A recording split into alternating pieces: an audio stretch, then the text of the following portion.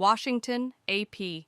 President Donald Trump's pick to be the next chairman of the Joint Chiefs of Staff, retired Air Force Lieutenant General Razin Caine, will face questions from senators during his confirmation hearing Tuesday about his qualifications to become the top U.S. military officer. Caine is a decorated F-16 combat pilot who served in leadership positions in multiple special operations commands and in some of the Pentagon's most classified programs. He does not, however, meet the prerequisites for Joint Chiefs Chairman, although they can be waived by the President. Caine was nominated by Trump in February, one day after the President fired the former Chairman General. C.Q. Brown, Jr., in a purge of general officers whom he and Defense Secretary Pete Hegseth viewed as endorsing diversity, equity, and inclusion in the ranks. Caine met Trump when the president visited troops in Iraq in 2018 during his first term. Trump has told political supporters the encounter left an impression on him, and that Caine put on a red "Make America Great Again" hat at the time, something Caine's inner circle has said is not true.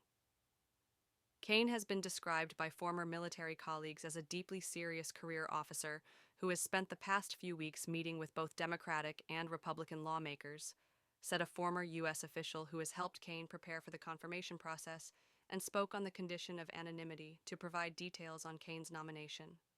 Hegseth notably refused to meet with many Democrats when he was going through the confirmation process.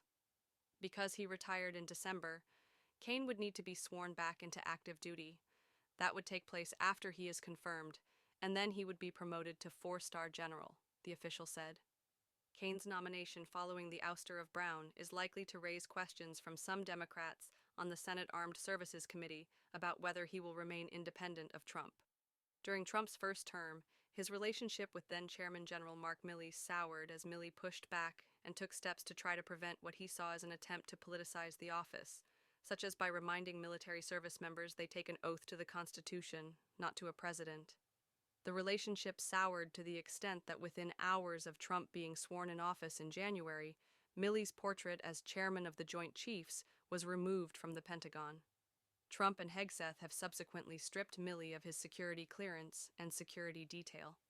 Caine does not meet prerequisites laid out in a 1986 law, such as being a combatant commander or service chief.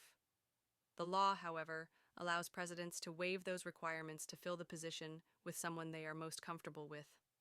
While Caine would be the military's top uniformed officer, his chief duty would be serving as the president's top military advisor. But Caine has spent time inside the Pentagon, leading its Special Access Program's Central Office, which oversees what classified information on weapons programs is shared with foreign governments. He also served as the commander of the Joint Special Operations Task Force in Iraq in 2008 and as the Assistant Commanding General of Joint Special Operations Command at Fort Bragg. From 2018 to 2019, he was the Deputy Commanding General of the Special Operations Joint Task Force for Operation Inherent Resolve, countering the Islamic State group in Iraq and Syria. He also was Associate Director for Military Affairs at the CIA from 2021 until he retired in December. Caine transferred into the National Guard in 2009 and began working in the private sector, including as an advisor at an investment firm run by the brother of Jared Kushner, Trump's son-in-law. He has more than 2,800 flying hours in the F-16 and has earned the Distinguished Flying Cross and Bronze Star Medal with Bronze Oak Leaf Cluster, among other awards.